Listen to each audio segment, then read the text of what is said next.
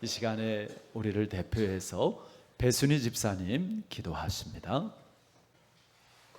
우리를 너무너무 사랑하셔서 하나님을 예배하는 예배자로 불러주시고 하나님과의 관계를 화평케 하신 주님을 찬양하며 감사를 드립니다.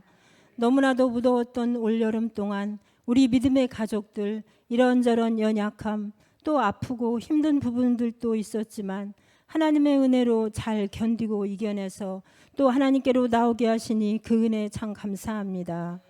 우리의 모든 삶이 하나님의 은혜와 도우심이 없이는 잠시도 살아갈 수 없음을 늘 깨닫게 하시니 그 은혜 또한 감사합니다. 무더위를 이겨내므로 우리 주님의 아름다운 섭리 가운데 각종 식물들이 열매가 맺히는 계절을 주심으로 가을이 점점 다가오고 있음을 느낍니다. 지난 주간에는 추석 명절로 함께 모였던 형제 자매 가족 간에도 우애를 더 돈독히 하며 돌보고 사랑으로 대할 수 있는 아름다운 주님의 마음들을 주셔서 예수님 사랑이 전해짐으로 가정에서도 천국이 이루어지게 하셔서 하나님 참 감사합니다. 하나님, 오늘 이 주일 아침에도 하나님의 은혜를 간절히 바라는 마음으로 이 자리에 왔습니다. 우리에게 새 은혜를 부어 주시옵소서.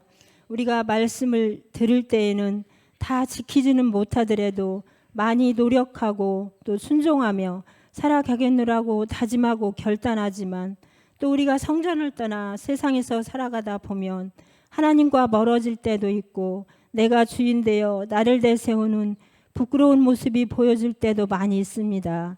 주님, 우리를 용서하여 주시옵소서. 그러기에 하나님께 늘 우리가 기도합니다. 우리가 날마다 죽어짐으로 새롭게 변화되어서 하나님의 다스림 속에서 행복한 신앙생활이 되게 하여 주시옵소서. 그리하여 세상에 미혹되지 않게 하시고 아무 흠도 없으신 하나님의 성품과 모습을 닮아갈 수 있는 믿음의 성도가 되게 하여 주시옵소서. 또한 우리 교회를 든든히 붙잡아 주시고 언제나 화평과 화목으로 서로가 세워주며 힘이 되고 기도 제목을 나누고 함께 기도하는 아름다운 믿음의 공동체가 되므로 주님의 기쁨이 되게 하여 주시옵소서. 게으르지 말고 열심을 품고 주님을 섬기라는 말씀대로 살아가게 하여 주시옵소서. 이 시간 말씀 전하신 목사님 위에 함께 하시고 성령님들 동행하여 주시옵소서. 모든 것에 감사드리며 예수님의 이름으로 기도합니다. 아멘.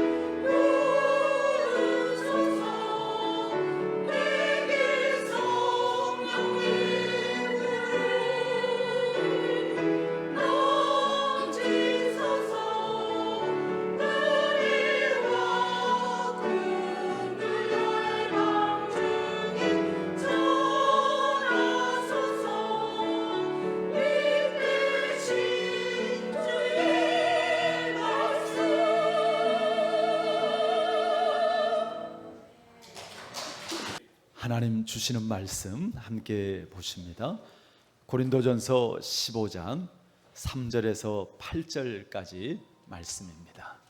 내가 받은 것을 먼저 너희에게 전하였노니 이는 성경대로 그리스도께서 우리 죄를 위하여 죽으시고 장사하시는 바 되셨다가 성경대로 사흘 만에 다시 살아나사 게바에게 보이시고 후에 12 제자에게와 그 후에 500여 형제에게 일시에 보이셨노니 그 중에 지금까지 대다수는 살아있고 어떤 사람은 잠들었으며 그 후에 야고보에게 보이셨으며 그 후에 모든 사도에게와 맨 나중에 만삭되지 못하여 난 자 같은 내게도 보이셨느니라. 아멘. 이제 길고 길었던 무더운 여름이 끝이 나는 것 같습니다. 얼마나 땀 많이 흘리시고 또 고생하셨습니까? 아주 마음 같아서는 그냥 우리 성도님들마다 보약이라도 한 잔씩 해드리고 싶은데요. 여러분들 하여튼 하나님께서 주신 몸 관리하시고 또 이렇게 영적으로나 육적으로나 좋은 이렇게 컨디션 가질 수 있도록 주님 안에서 여러분들 힘쓰시기 바랍니다. 이제 뭐 한동안 가장 좋은 날씨가 될 테니까요. 감사함으로 더 그 날씨를 누릴 수 있으면 좋겠습니다. 아무리 덥고 땀을 펄펄 흘리고 죽겠다라는 말을 연발하면서도 우리가 날씨를 어떻게 할 수 없다는 것은 결국 날씨의 주인이 또 세상의 주인이 우리가 아니라는 것을 보여줍니다. 그렇습니다. 세상의 주인은 우리가 아니고 하나님이십니다. 우리 자신에 대해서도 그래요. 우리가 어디가 문제가 있고 아프고 그러면 우리가 주인이면 그걸 우리 스스로 해결할 수 있어야 되는데 그게 우리 스스로가 다 해결이 안 됩니다.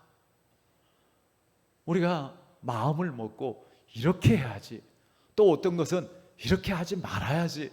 근데 그것조차도 내 마음대로 내 뜻대로 안 됩니다.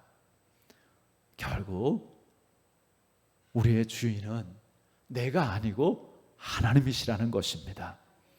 우리는 하나님께서 창조하신 세상 속에서 하나님께서 주관하시는 역사 가운데 하나님 주신 생명으로 살아가고 있는 것입니다.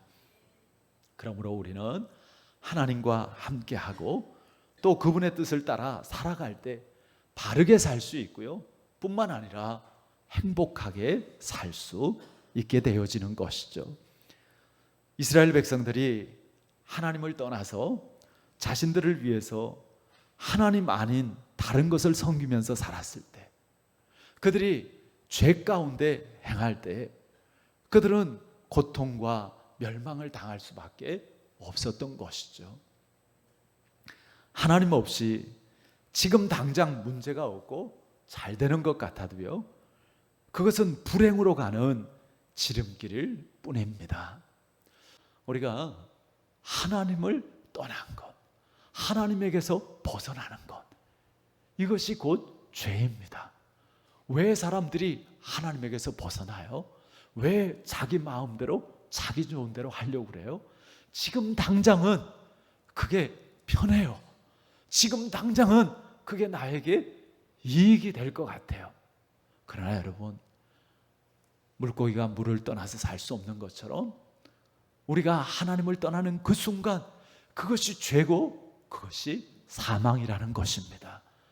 우리가 주님 안에 있을 때, 우리가 하나님의 말씀과 하나님의 뜻 가운데 있을 때 우리는 바른 삶을 살 수 있고 복된 삶을 살 수 있는 것이죠. 항상 깨어서 하나님을 찾고 하나님과 함께하는 삶이 되기를 바랍니다. 오늘 주보에 보면 소개되어져 있는 그런 이야기가 있는데요, 그 위대한 부흥사로 유명한 이성복 목사님. 이 이성복 목사님은 항상 왼손을 주먹을 쥐고 다니는 그런 버릇이 있었다고 해요. 설교할 때도 주먹을 쥐고, 길을 갈 때도 주먹을 쥐고, 심지어는 잠을 잘 때도 항상 왼손을 말아쥔 채로 있었습니다. 언뜻 보면 손이 좀 불편하신가 그렇게 싶을 정도로 늘 그 손이 주먹을 쥐고 있었습니다. 그런데 손에 문제가 있어서 그런 게 아니고, 이 목사님이 주먹을 쥐는 이유는 늘 하나님을 잊지 않기 위해서요. 하나님이 나와 함께하고 계시다라는 것을 늘 기억하기 위해서였던 것이죠. 그 주먹을 쥔 게 아니라 하나님과 손을 잡고 있는 그러한 이제 의미에서 그것을 의식하면서 하나님과 손잡고 지금 하나님과 제가 동행하고 있습니다. 그런 마음을 가지고 평생을 그렇게 지냈습니다. 그렇습니다. 하나님께서 우리와 함께 하십니다. 함께 하시는 그 하나님의 손을 우리도 믿음으로 맞잡을 수 있기를 바랍니다. 우리의 신앙생활은요, 하나님과 함께하는 삶이고요, 우리 그리스도인의 삶은 그리스도가 다스리는 삶인 것입니다. 그런 삶이 되기 위해서는 우리의 삶의 중심에 누가 있어야 될까요? 예수 그리스도께서 계셔야 하는 것이죠. 그래서 우리가 지난 2주 동안에 예수님께서 어떤 분이시고 또 예수님께서 어떤 일을 하셨는지를 나누었습니다. 여러분, 우리가 신앙생활을 시작하려면, 그리고 신앙생활을 제대로 하려면 예수님을 알아야 되고요, 예수님과 만나야 되고요, 그리고 예수님과 함께 해야 됩니다. 그것이 신앙생활입니다. 그래서 여러분, 귀를 잘 기울이고 정말 예수님이 어떤 분이시고 예수님께서 무엇을 했고, 그리고 정말 또 더 중요한 것은 예수님께서 지금 무엇을 하고 계신지 우리가 말씀을 통해서 잘 알 수 있기를 바랍니다. 예수님은 어떤 분이십니까? 예수님은 참 하나님이신데 참 사람으로 세상에 오셨습니다. 예수님은 영원전부터 계시고 이 세상을 창조하시고 역사를 주관하시는 영원하신 하나님이십니다. 세상에 그 어떤 것도 그분 없이 된 것은 없습니다. 그런데 그런 예수님이 우리와 같은 참 사람으로 세상에 오셨습니다. 그것을 일컬어서 성육신 그렇게 이야기하죠. 배고프고 피곤하고 약하고 병들고 슬프고 눈물 흘리는 인생이 되신 것입니다. 우리는 뭐든지 더 나은 것을 선택하려고 하죠. 이전보다 더 힘들고 어려워지는 것을 결코 원치 않습니다. 그런 면에서 생각하면 예수님은 최악의 선택을 한 것이죠. 스스로 하늘에서 땅으로 떨어지신 것입니다. 무엇이 예수님을 그렇게 하도록 했을까요? 그것은 우리를 향한 사랑입니다. 여러분, 우리 인간의 문제는 뭐예요? 죽는다라는 것입니다. 창세기 3장에 보면 인간이 죄를 범하자 죽음이 왔습니다. 하나님과의 관계가 끊어지면서 우리 인간에게는 죽음이 찾아온 것입니다. 그때부터 인간은 죽는 존재가 되어진 것이죠. 히브리서 9장 27절에 한 번 죽는 것은 사람에게 정하신 것이요 그 후에는 심판이 있으리니 라고 말씀합니다. 이렇게 죽는 존재가 된 인간에게 가장 필요한 것은 무엇입니까? 생명이죠. 우리가 아무리 많은 것을 벌고 쌓아놓고 해도요, 그 죽음이 대입되면 아무것도 아닙니다. 우리에게 정말 필요한 것은 생명인 것이죠. 죽음을 이기는 것, 영원히 하나님과 함께하는 것, 곧 영생입니다. 그 생명을 주시기 위해서 그 영원히 함께 하나님과 함께하고 그리고 하나님의 나라를 누리도록 하기 위해서 이 땅에 오신 분이 바로 예수 그리스도인 것이죠. 그래서 우리가 잘 아는 요한복음 3장 16절에 이렇게 말씀하죠. 우리 한번 요한복음 3장 16절 대부분 암송하시겠지만 우리 화면 보시면서 같이 한번 읽어보겠습니다. 하나님이 세상을 이처럼 사랑하사 독생자를 주셨으니 이는 그를 믿는 자마다 멸망하지 않고 영생을 얻게 하려 하심이라. 아멘. 하나님이 세상을, 하나님이 우리를, 하나님이 나를 이처럼 사랑하사. 얼마나 하나님께서 나를 사랑하신다고요? 독생자를 주셨으니. 독생자 예수님을 주실 만큼. 그 주셨다라는 게 뭐예요? 예수님께서 이 땅에 오실 뿐만 아니라 예수님께서 나의 모든 죄를 대신해서 십자가에 피 흘려 죽어주심으로 나를, 내 죄를 사하여 주실 만큼, 그렇게 나를 구원해 주실 만큼 그렇게 하나님께서 나를 사랑하신다. 이는 그를 믿는 자마다 그렇게 함으로써 멸망하지 않고 영생을 얻게 하려 하심이라. 영생이 뭐예요? 하나님과 그 아들 예수님을 아는 것이라.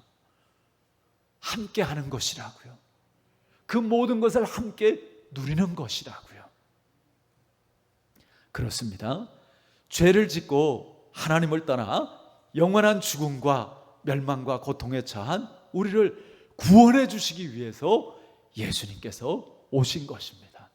여러분, 우리가 지금 고민하고 걱정하고 두려워하고 이런 모든 것들이 다 어디에서부터 시작되어진 문제예요? 죄에서부터 시작되어진 문제입니다. 그것이 내 죄가 됐던 아니면 누군가의 죄가 되었던 그 죄로 말미암아 빚어진 일들이죠. 죄의 문제가 해결되어질 때 우리가 비로소 자유할 수 있고 우리가 비로소 진짜 행복한 그런 삶을 살 수 있는 것이죠.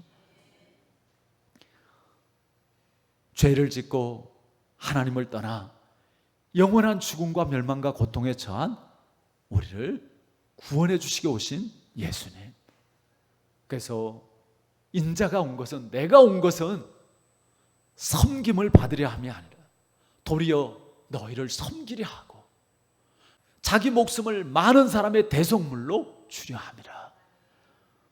우리의 죄값을 대신 갚아주시고 우리를 죄와 사망에서 건져주시기 위해서 예수님께서 어떤 일을 하셨습니까? 놀랍게도 그것은 예수님께서 우리의 죄를 담당하시고 그리고 십자가에서 피 흘려 대속물이 되어서 우리를 대신해서 죽어 주신 것입니다. 자, 오늘은요, 예수님은 그러면 지금 무엇을 하고 계신가? 그렇게 우리를 위해서 죽어주신 예수님, 그런데 그렇게 죽음으로 끝난 예수님이 아니고 그 예수님이 지금 어디에 계시고 그 예수님이 지금 무엇을 하고 계시느냐 하는 것입니다. 예수님은 분명히 십자가에서 죽으셨습니다. 그리고 무덤에 장사까지 지냈습니다. 우리와 함께 하던 사람들이 죽거나 떠나면 그 사람에 대한 기억만 남습니다. 아무리 위대한 사람일지라도 죽은 후에는 우리 기억 속에 남아있지만 실제적인 영향을 주지는 못하죠. 우리는 지금까지 예수님의 생애와 그리고 예수님의 죽음을 살펴보았는데요. 그것은 정말 놀라운 우리를 향한 사랑의 표현이고 또 고귀한 희생입니다. 그러나 예수님이 십자가에서 죽는 것으로 끝나버렸다면 예수님은 그냥 위대한 인물로 기억되었을 것입니다.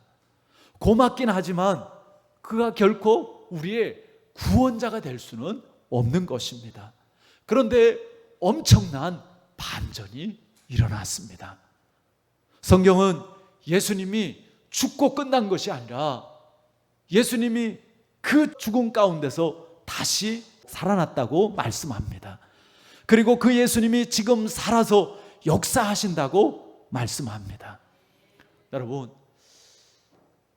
솔직하게 진지하게 여러분들은 이 예수님의 부활에 대해서 어떻게 생각하십니까?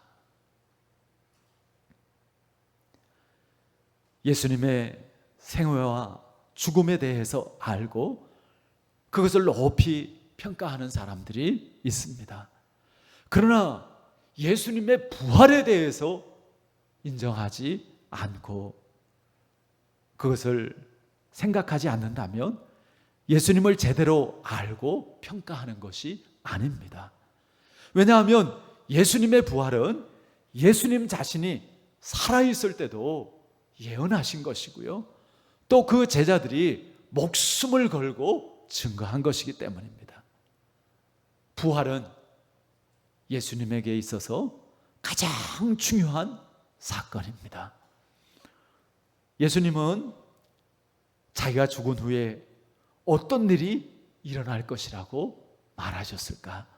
한번 마태복음 16장 21절 말씀을 같이 읽어보겠습니다.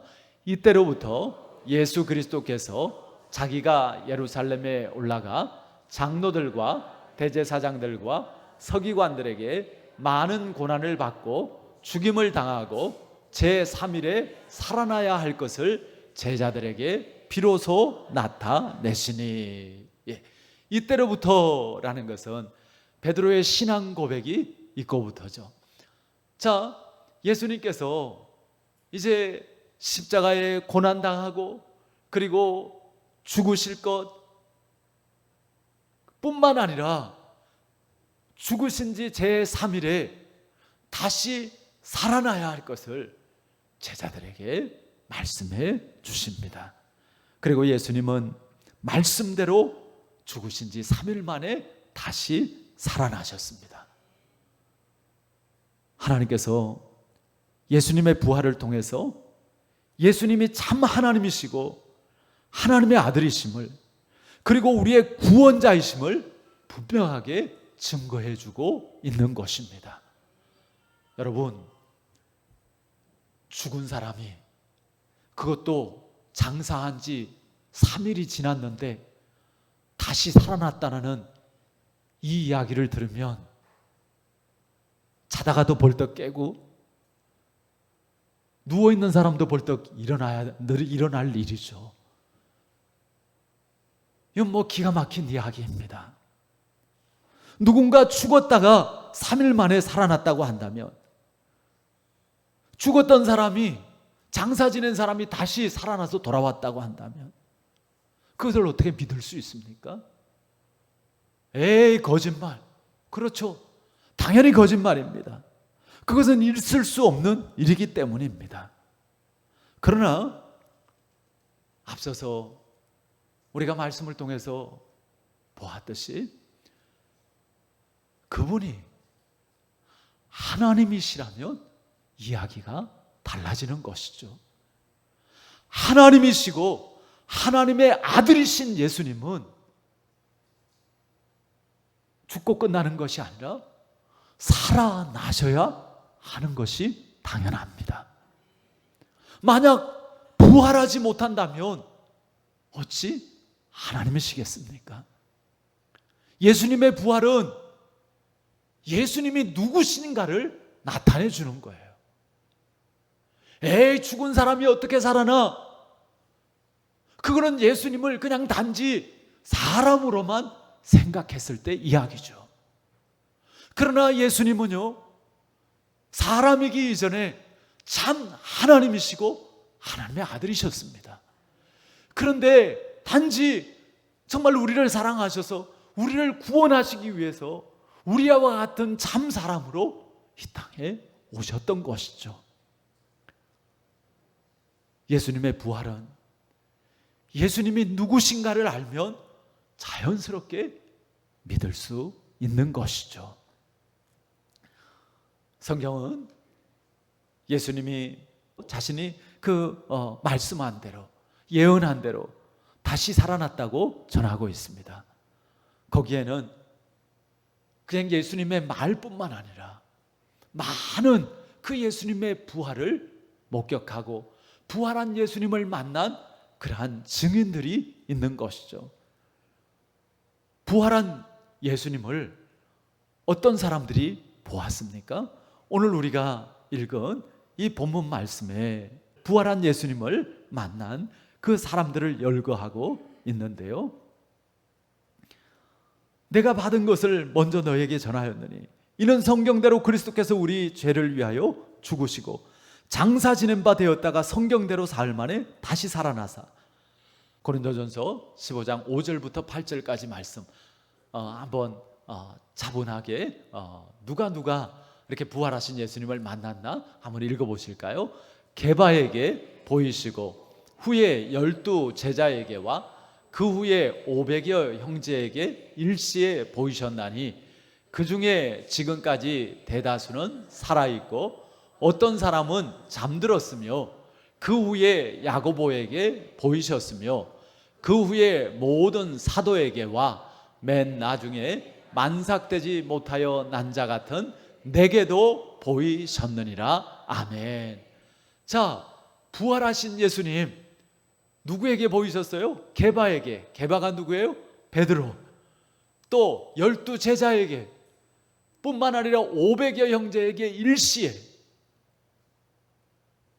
그 중에 지금은 대다수 살아있고 지금 이 고린도전서가 쓰여지고 있는 이때에 그 예수님의 부활을 목격하고 부활한 예수님을 만난 대다수의 사람들이 살아있었습니다.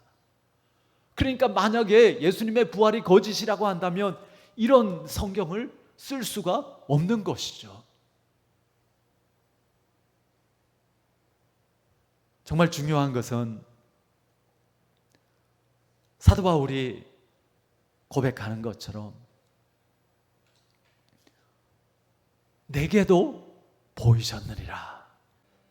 물론 우리가 부활하신 예수님을 우리의 육신의 눈으로 보고 우리의 육신의 손으로 만질 수는 없습니다. 그러나 믿음으로 예수님을 영접할 때 예수님은 영적으로 우리와 하나가 되어주시고 그리고 예수님께서 우리를 떠나지 않고 함께 하십니다. 우리는 예수님과 인격적인 만남 가운데 교제하고 그리고 그분과 동행하며 그리고 그분을 느끼고 그분을 경험하며 살아가는 것이죠. 이 사도 바울의 내게도 보이셨느니라라는 이 고백이 저와 여러분들의 분명한 믿음의 고백이 되어지기를 바랍니다. 부활하신 후에 예수님은 제자들에게 자신의 존재에 대해서 이렇게 선언하십니다. 마태복음 28장 18절 말씀입니다. 예수께서 나와 말씀하여 이르시되 하늘과 땅의 모든 권세를 내게 주셨으니. 하나님으로서의 모든 영광을 버리고 낮아지신 예수님, 이제는 부활하신 후에 모든 영광과 권세를 얻으십니다. 하늘과 땅의 모든 역사를 이제 예수님께서 주관하시는 것이죠. 그래서 예수님의 이름에는 권세가 있는 것입니다. 여러분, 정말 예수님의 이름으로 선포하고 예수님의 이름으로 명하시기를 바랍니다. 믿음으로 예수의 이름으로 선포할 때 살아 역사하시는 부활하신 모든 권세를 가신 예수님께서 역사하여 주실 것입니다. 하나님은 낮아진 만큼 높여주시는 하나님이십니다. 우리가 섬기는 자가 되어질 때 큰 자가 되어질 것을 약속하셨죠. 예수님께서 낮아지시고 정말 육신을 입고 이 땅에 와주셨습니다. 그리고 이제는 부활을 통해서 모든 권세를 예수님께서 가지시고 그 권세로 다스리시는 것이죠. 또한 사도 바울은 부활한 예수님이 어떤 분이라고 선언을 합니까? 로마서 1장 4절 말씀 읽어보십니다. 성결의 영으로는 죽은 자들 가운데서 부활하사 능력으로 하나님의 아들로 선포되셨으니 곧 우리 주 예수 그리스도시라. 아멘.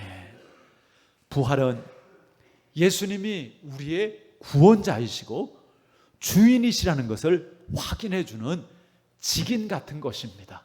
그 도장을 꽝 찍어주는 것 같은 것이죠. 부활을 통해서 예수님이 바로 그분이야. 성경이 말하는 게 뭐예요? 누군가 오실 것이야. 너희를 구원해 줄 그 메시아가 올 거야. 그리고 그 메시아가 오셨어. 그리고 그분께서 다시 오실 거야. 그분이 바로 예수님이라는 것을 확인해 주는 것. 그것이 바로 부활의 사건입니다. 부활을 통해 예수님이 하나님의 아들이시고 예수님이 우리의 구원자이심을, 그리고 예수님께서 하신 모든 말씀이 진실이라는 것을 분명하게 나타내 주신 것이죠. 이 선언에 의하면 우리는 예수님을 지금 이 세상을 주관하시는 분으로 모실 수밖에 없는 것이죠. 여러분, 부활하신 예수님께서 오늘 우리와 함께 계시는 줄 믿습니다. 그 예수님께서 지금 이 예배 가운데 함께 하시고 이 예배를 기쁘게 받으시고요, 우리가 믿음으로 정말 주님과 채널을 맞추기만 하면 주님과 우리가 하나 되어지고 교통하고 연합되어져서 함께하는 그런 삶을 살게 되어지는 것이죠. 부활하신 예수님 어디로 가셨어요? 성경에 보면 부활하신 예수님께서 어디로 가셨죠? 하늘로 올리우십니다.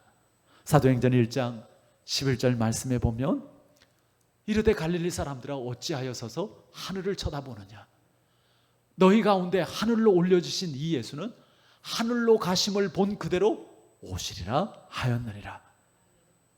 자, 예수님께서 부활하시고 이 땅에 계속 계신 게 아니라 하늘로 가셨습니다. 자, 이것을 우리가 그냥 문자적으로 예수님께서 그냥 이 땅을 떠나서 하늘로 가셨어, 그렇게 생각하시면 안 됩니다. 이것이 어떤 의미일까요? 예수님께서 하늘로 가셨다라는 것은 떠나고 없다라는 것이 아니고요, 다시 하나님의 자리로 돌아가셨다라는 것입니다. 그래서 그것을 승귀라는 표현을 씁니다. 다시 하나님의 자리로. 예수님이 이 땅에 계신다면 굉장히 제한적으로 우리를 만나셔야 됩니다. 그러나 예수님께서 하나님의 자리로 돌아가셨다면 하나님은 어디나 계시는 하나님이시기 때문에 예수님은 언제 어디서나 우리와 함께 하실 수 있는 것이죠. 예수님께서는 이제 성령과 더불어 우리 안에 오셔서 정말 믿는 자들과 함께 하시고 역사하시고 계시는 줄 믿습니다. 에베소서 1장 20절에서 23절 말씀을 한번 긴 말씀인데 같이 읽어보시겠습니다. 그의 능력이 그리스도 안에서 역사하사 죽은 자들 가운데서 다시 살리시고 하늘에서 자기의 오른편에 앉히사 모든 통치와 권세와 능력과 주권과 이 세상뿐 아니라 오는 세상에 일컫는 모든 이름 위에 뛰어나게 하시고 또 만물을 그의 발 아래 복종하게 하시고 그를 만물 위에 교회의 머리로 삼으셨느니라. 아멘. 예수님은 지금 어떤 자리에 있다고요? 하늘에서 자기의 오른편에 앉으사 하나님 우편에 앉으셨다. 하나님 아버지와 함께 삼위일체 하나님, 성부 하나님, 성자 예수님, 그리고 성령 하나님, 하나님과 함께 계시고요. 예수님은 지금 어떤 것보다 뛰어난 분이라고요? 모든 통치와 권세와 능력과 주권과 이 세상뿐 아니라 오는 세상에 일컫는 모든 이름 위에 뛰어나게 하시고 예수님께서 모든 권세를 가지시고 모든 것을 다스리시다라는 것이죠. 하나님의 오른편에 앉으신 예수님에 대해서 뭐라고 말씀하세요? 또 만물을 그의 발 아래 복종하게 하시고 그를 만물 위에 교회의 머리로 삼으셨느니라. 모든 만물이 그의 발 아래 있습니다. 그리고 이제 주님께서 핏값으로 세우신 이 구원의 공동체, 생명의 공동체, 하나님 나라 공동체, 이 교회의 머리가 되셔서 이 교회를 지키고 보호하고 다스리고 인도하여 주시고 계시는 것이죠. 예수님이 다시 살아나셔서 하늘에 올라간 후에 제자들이 예수님에 대해 가장 강조한 것이 무엇일까? 사도행전에 보면 이 예수를 하나님이 살리신지라 우리가 다 이 일의 증인이다. 또 사도들이 큰 권능으로 주 예수의 부활을 증언하니 무리가 큰 은혜를 받더라. 제자들은요, 부활하신 예수님을 증거하는 일에 그들의 온 힘을 다했습니다. 생명을 다해서 그것을 증거했습니다. 왜요? 예수님이 우리의 구원자이시기 때문에. 예수님으로만 우리가 죄사함 받고 하나님 자녀 되어지고 예수님으로만 영원한 생명을 얻을 수 있기 때문에 오늘 우리도요, 이 예수님을 믿고 이 예수님으로 구원받고 이 예수님으로 영육간의 치유함과 회복을 얻고 이 예수님과 함께하며 내가 만난 예수님을 증거할 수 있기를 바랍니다. 여러분, 부활하신 예수님은요, 살아 역사하십니다. 우리가 믿음으로 그분을 찾을 때, 우리가 믿음으로 그분을 영접할 때 그분은 우리 안에 오시고 우리와 더불어 먹고 마신다고 약속하셨습니다. 다시 한번 정말 우리의 마음 가운데 예수님을 믿음으로 나의 구주로 모실 수 있기를 바랍니다. 예수님의 부활은 우리 믿는 신앙에 실제적으로 어떤 영향을 줄 수 있는가? 로마서 6장 4절 5절 말씀도 읽어보시겠습니다.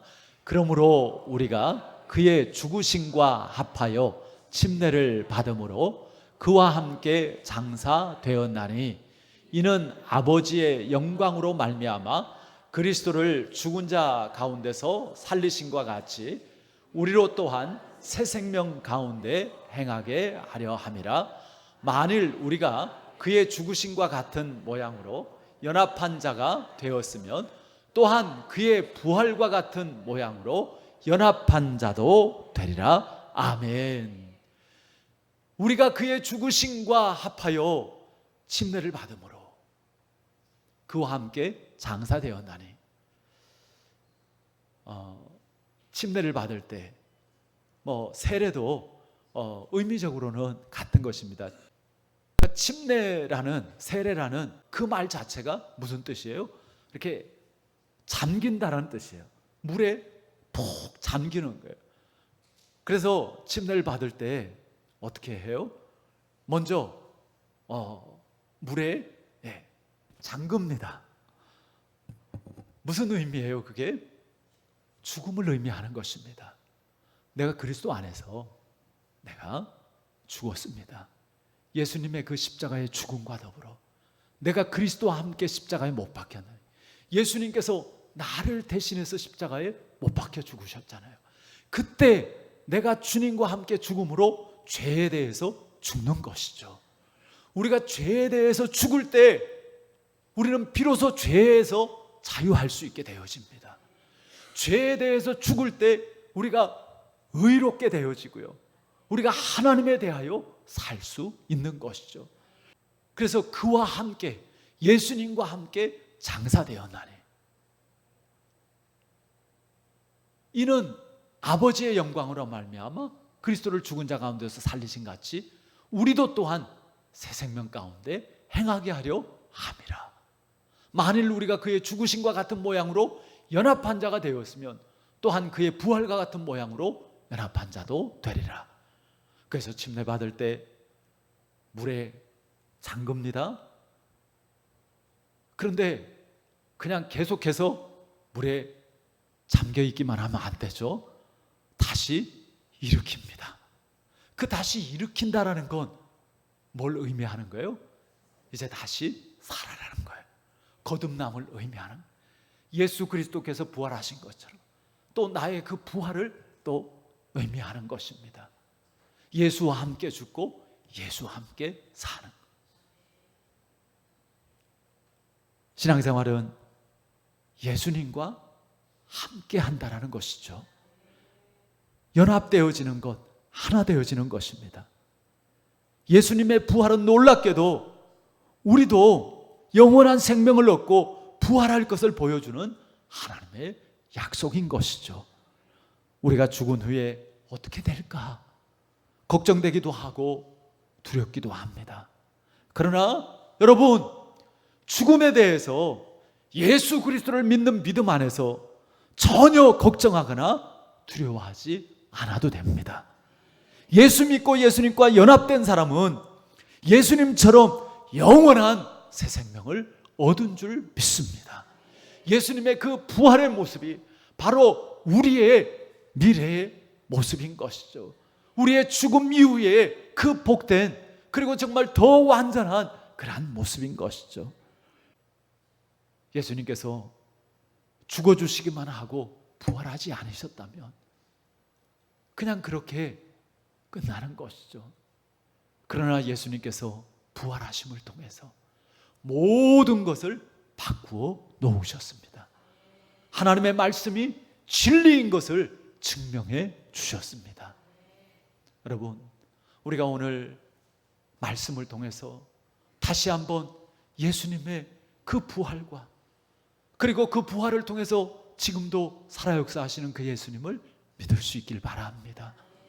뿐만 아니라 그냥 단지 그냥 말씀을 듣고가 아니라 내가 믿음으로 주님을 찾고 내가 믿음으로 주님을 사모함으로 실제적으로 나와 함께 하시는 그 예수님,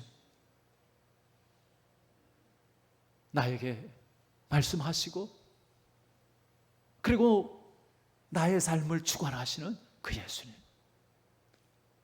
나를 새롭게 하시고 정말 나를 바르게 하시고 나를 치유해 주시고 회복해 하시는 그 예수님을 매일의 삶 속에서 경험하며 그 주님과 동행하는 그 삶을 통해서 우리가 부활을 확증하고 우리가 오늘 부활의 증인으로서 내가 만난 예수님을 증거할 수 있기를 바랍니다. 사랑하는 성도 여러분, 예수님을 믿는 그리스도인의 삶의 본질은, 참된 믿음은 예수 그리스도와의 하나됨에 있습니다.